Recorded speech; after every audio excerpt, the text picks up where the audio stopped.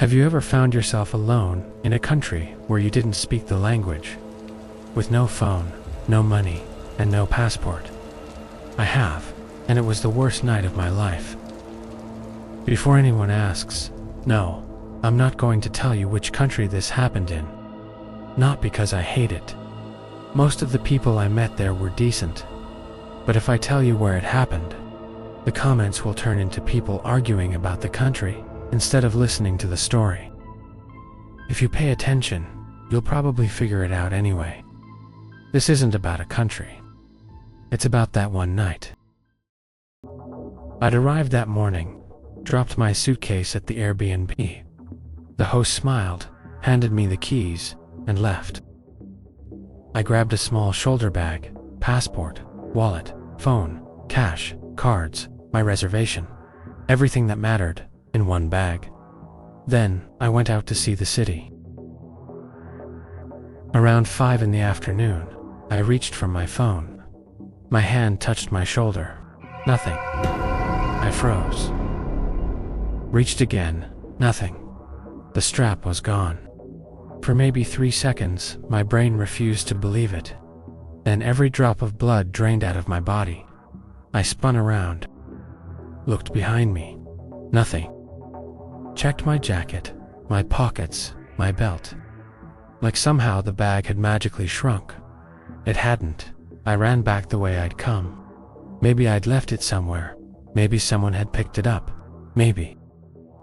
By the time I reached the last cafe, I remembered stopping at. The chairs were stacked, the lights were off, and the door was locked. I banged on the glass anyway. Nobody answered. That's when it finally hit me.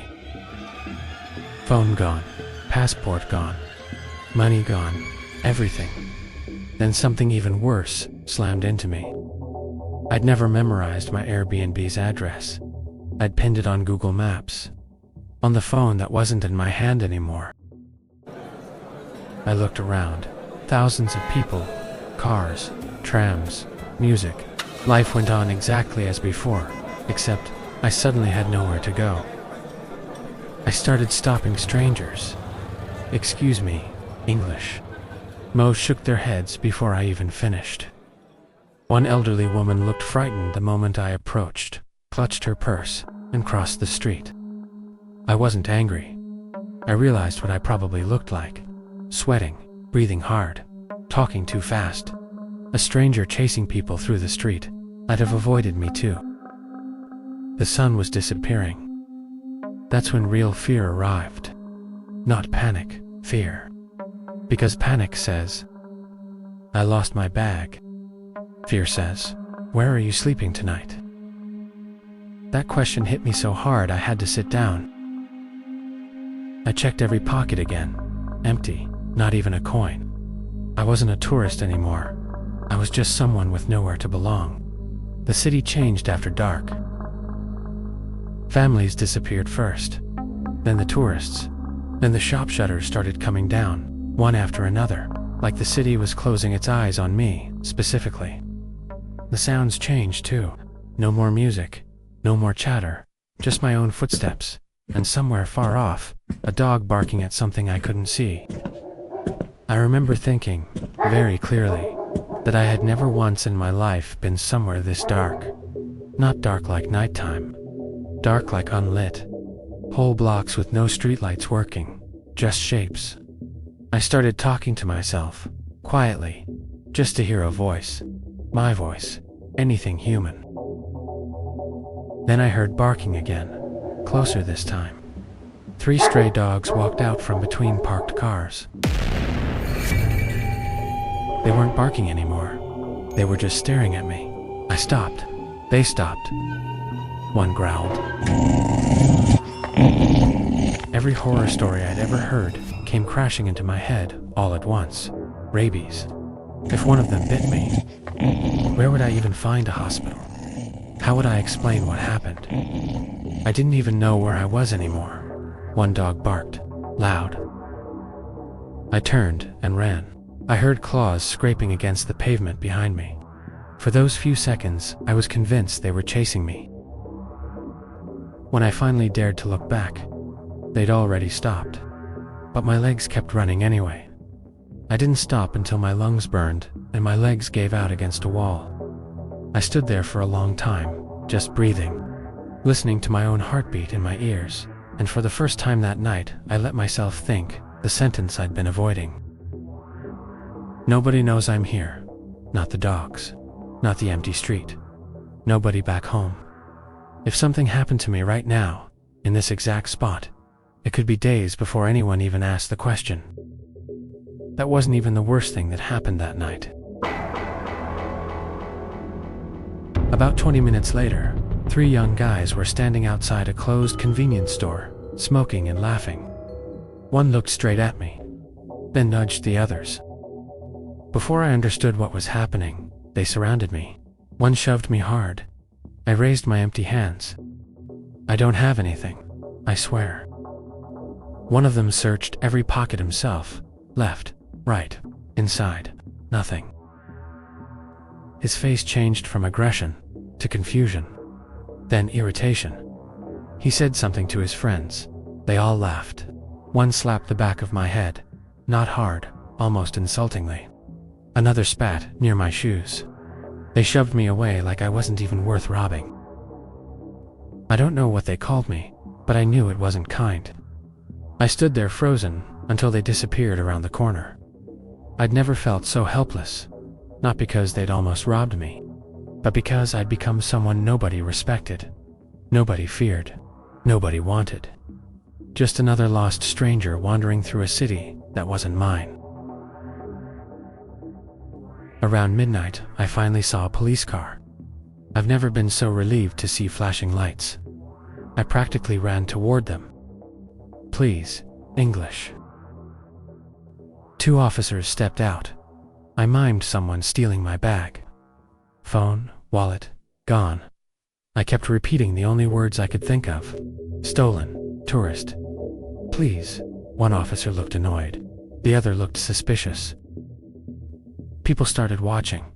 Cars slowed down. One officer suddenly grabbed my arm and pushed me toward the police car. Not violently, but firmly enough to make my heart stop. For one terrifying second, I honestly thought they were arresting me. Eventually they let go. One officer pointed down the street and motioned for me to leave.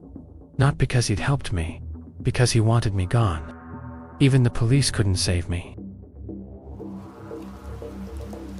Rain started falling. Cold, miserable rain that found every gap in my clothes. Around 3 in the morning, I sat on the steps of an old church, pulled my knees against my chest, and cried. Not quietly, because for the first time in my adult life, I stopped wondering how I was going to get my bag back, and started wondering if I was going to survive until sunrise. When dawn finally arrived, the streets slowly came back to life. People hurried to work. Coffee shops opened. Life resumed. Mine hadn't. I walked into the main square almost on instinct. My lips were cracked. I hadn't eaten. I hadn't slept. I hadn't spoken to another human being in nearly 12 hours. That's when I heard English. Clear, fluent. Hey, you look like you've had a rough night. I turned. A man about my father's age stood there holding 2 cups of coffee. Clean clothes, calm smile, kind eyes. For a second, I honestly thought I was hallucinating. He handed me one of the cups. You don't have to be afraid. I think I know what's happened. He listened without interrupting. When I finished, he said, The consulate opens in less than an hour. I'll take you. I whispered, Thank you. Probably the most sincere words I'd ever spoken. We started walking together, for the first time all night. I felt safe. Then his phone rang. He answered without stopping, kept walking, kept smiling, kept talking in a language I didn't understand. I wasn't even listening. I was just relieved. Then he switched to English, quietly, almost casually. Yeah, I found another one. I didn't stop walking. Not yet. My brain hadn't caught up. No documents, no phone. No one knows where he is. Now I stopped. I'll bring him. He kept walking for 2 more steps before noticing I wasn't beside him anymore. He turned around.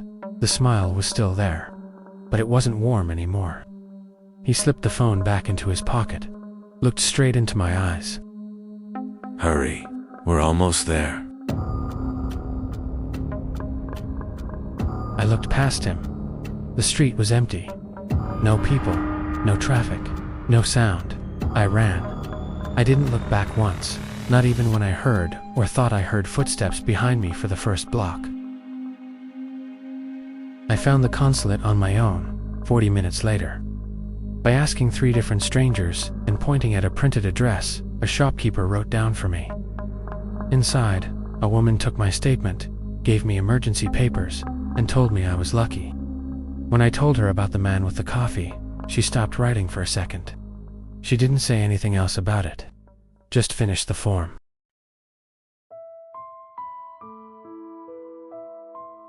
Three years later, I still don't know who he was, or whether that phone call was real, or staged, or something I imagined out of pure exhaustion. What I do know is this. I looked him up once, described him to a friend who'd lived in that city for a decade.